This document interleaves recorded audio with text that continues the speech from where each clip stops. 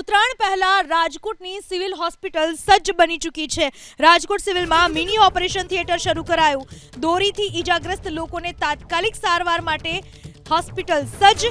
2 ENT, 2 સર્જન, 2 medical ઓફિસરને special duty ફાળવવામાં આવી।